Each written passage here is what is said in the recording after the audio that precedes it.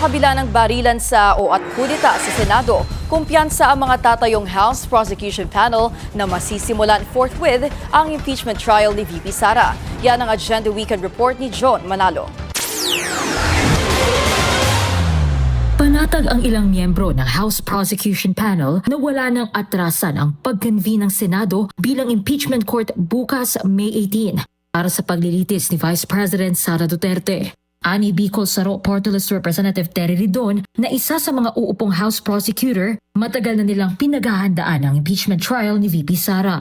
Magmula po doon nag-convene at nag-elect, no? Yung pong 11-person panel.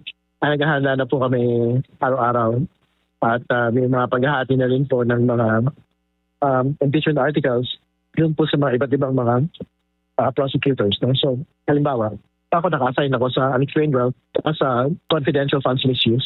Yung ibang mga prosecutors ganun din. So, nakadepende doon sa mga i-representa ng mga witnesses at mga dokumento. Ano pong paghahati ng mga articles of impeachment. Alas 3 ng hapon, nakatakdang mag-convene ang Senado bilang impeachment court bukas, na dadaluhan ng House Prosecution Panel. Ito po ay paggalang doon po sa Senado at sa Senate Impeachment Court mismo. Pangalawa, paggalang po ito doon sa kabuuan po ng constitutional process ng impeachment. No? Dahil siyempre ito po mga articles of impeachment nagmula po mismo sa Kamara. So marapat lang po na magpunta po ang House Prosecution Panel para ma-witness po itong bagay na ito. Limited to observation din daw muna ang papel ng House Prosecution Team sa pag-convene ng Senado bukas, ani Ridon. Pero maaari raw asahan sa mga susunod na araw ang pagsusumite nila ng entry of appearances ng public prosecutors. Sa kabila naman ng mga hinaharap na issue ng Senado, tiwala pa rin si Ridon na masisimula ng impeachment trial laban kay VP Sara forthwith.